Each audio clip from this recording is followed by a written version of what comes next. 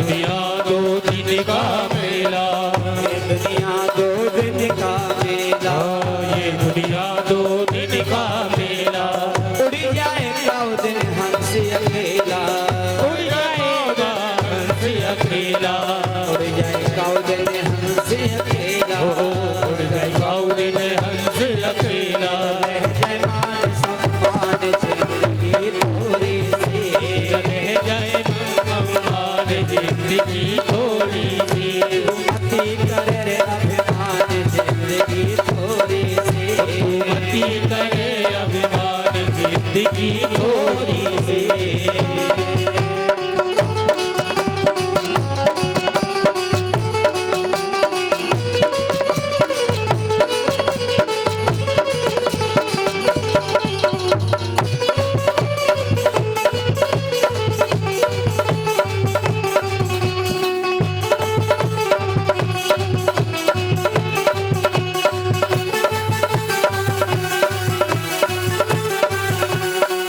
मतलब की ये दुनियादारी, मतलब की ये दुनियादारी, मतलब की ये दुनियादारी, मतलब की ये दुनियादारी। झूठी जग की झूठी यारी, झूठी जग की झूठी यारी, झूठी जग की झूठी यारी, झूठे जग की झूठी यारी। हो जाए फिर हो जाए नारगमान जिंदगी थोड़ी सी, अभिमान जिंदगी थोड़ी सी, हो जिंदगी थोड़ी सी, जिंदगी थोड़ी सी, या जिंदगी थोड़ी सी, जिंदगी थोड़ी सी।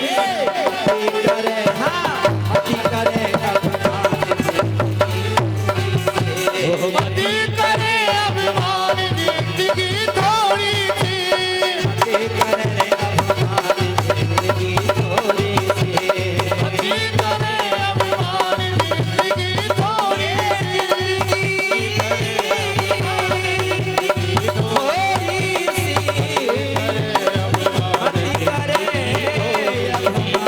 मती करे अभिमान जिंदगी थोड़ी मती करे रे अभिमान जिंदगी थोड़ी सी। इसलिए शास्त्र कहते हैं अहम करोमि इति वृथाभिमानः। ये मैंने किया ऐसा व्यर्थ का अभिमान नहीं करना चाहिए, क्योंकि ये अभिमान वो कैंची है प्यारे, जो हमारे अभिमान वो अग्नि है, वो कैंची है। सत्कर्मों से हमारी ऊर्ध्व गति होती है, पर अभिमान वो कैंची है कि जिस रस्सी से बंधकर हम ऊपर जा रहे हैं उस रस्सी को ये अभिमान काट देता है, फिर हम नीचे आके गिरते हैं।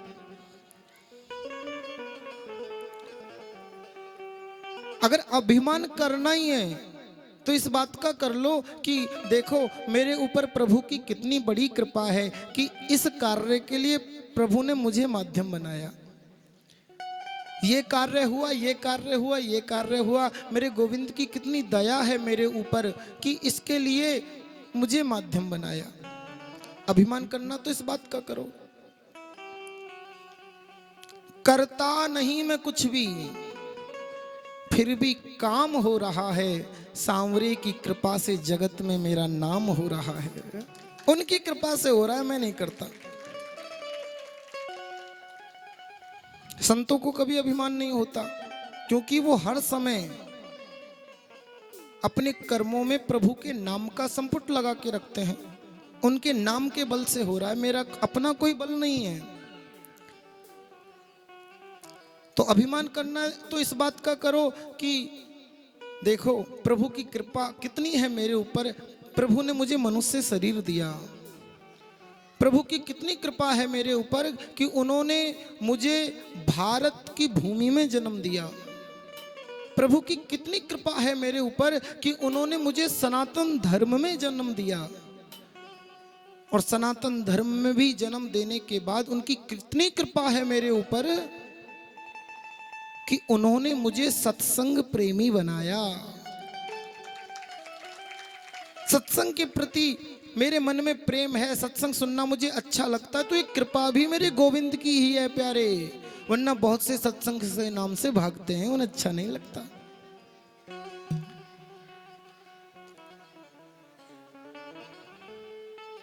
मंगलवार को ये कथा प्रारंभ हुई थी, कलश यात्रा थी ना मंगलवार के दिन, और आज कथा का विश्राम दिवस है। आज भागवत जी की विदाई भी है। और आप जानते हैं इस बार पहले कभी नहीं हुआ ऐसा। इस बार जब भागवत जी की कथा प्रारंभ हुई तो उससे पहले हमने सुंदरकांड का पाठ रखवाया। यहाँ पर कलश यात्रा में पहले हनुमान जी की कृपा के लिए याचना करी, हनुमान जी को याद किया, हनुमान जी को स्थान दिया, सुंदरकांड पाठ करवाया। उसके बाद कलश यात्रा प्रारंभ हुई और सोच के मुहूर्त नहीं निकाला था, ऐसे ही मुहूर्त निकाल दिया था। तो मंगलवार माने मैंने मंगलवार तो मुझे याद ही नहीं था, सिर्फ इतना था मन में कि इस बार सुंदरकांड का पाठ करवाना है कलश यात्रा से पूर्व। तो टीम बुलाई, सुंदरकांड का पाठ हुआ, हनुमान जी को कथा में स्थान मिला, आसन दिया हनुमान जी को। तो हनुमान जी की कृपा से कथा प्रारंभ हुई, तो विश्राम भी मंगलवार को ही हो रही है। ये हनुमान जी की बड़ी कृपा है। सज्जनों, इस भारत की भूमि में हनुमान जी के बहुत स्थान हैं। पंडोखर बालाजी हैं, पहले नहीं जानते थे लोग, लेकिन अब मीडिया के माध्यम से जानने लगे हैं। बागेश्वर बालाजी हैं, अभी मीडिया के माध्यम से लोग जानने लगे हैं। बागेश्वर बालाजी को हैं तो बहुत पहले से, लेकिन सालासर बालाजी और मेहंदीपुर बालाजी को तो लोग बहुत दिनों से जानते हैं। ये मीडिया नहीं थी तब से मेहंदीपुर बालाजी को और सालासर बालाजी को जानते हैं। आप जानते हैं सालासर बालाजी किसकी कृपा से प्रकट हुए? किसी को पता है? भगवान सज्जनों संतों की पुकार पर प्रकट हो जाते हैं, और ऐसे ही एक संत की पुकार पर हनुमान जी प्रकट हुए। और हनुमान जी को जिन्होंने प्रकट किया सालासर बालाजी, उनका नाम बाबा मोहन दास जी महाराज। क्या नाम है? बाबा मोहन दास जी महाराज। जब ये छोटे थे ना, तो इनसे बड़े इनके 5 भाई थे। इनकी एक बहन थी, उनका नाम था कानीबाई। कानीबाई का विवाह बचपन में ही मोहनदास जी के पिताजी ने अपनी बेटी कानीबाई का विवाह छोटी आयु में ही एक ब्राह्मण परिवार में सुखराम जी के यहाँ कर दिया था। किनके यहाँ? सुखराम जी के यहाँ। इनके पिताजी भक्त थे, तो बचपन में ही इनको एक कीर्तन सिखा दिया था। अब ये छोटे थे, ज्यादा कठिन शब्द बोल नहीं सकते थे मोहनदास जी, तो 2 ही शब्द का कीर्तन सिखाया। ये नाम बेटा याद कर लो, ये ज्यादा कठिन कीर्तन नहीं है। क्या? सीताराम हनुमान। बस छोटे से मोहनदास जी जब बाल्य अवस्था में थे तो ये बोलते सीताराम हनुमान, सीताराम हनुमान। और एक बार श्री संपन्न थे, धन की कोई कमी नहीं थी। हुआ क्या, देव योग से इनके बहन कान्ही बाई के जो पति देव हैं सुखराम जी, उनका बैकुंठ गमन हो गया। लेकिन उससे पूर्व एक पुत्र उत्पन्न हो गया था, उनका नाम था उदयराम जी। सुन लीजिए, थोड़ी सी बड़ी प्यारी कथा है सालासर बालाजी की। उदयराम जी इनके पुत्र हैं। कान्ही बाई जी अब अकेली रह गई, सुखराम जी तो रहे नहीं, और छोटा सा बालक है। अब बालक को देखे कि घर के काम देखे, धीरे धीरे घर का सारा धन समाप्त हो गया, कष्टों ने घेर लिया, दुखों ने घेर लिया, बड़ी गरीबी छा गई इनके घर में। तो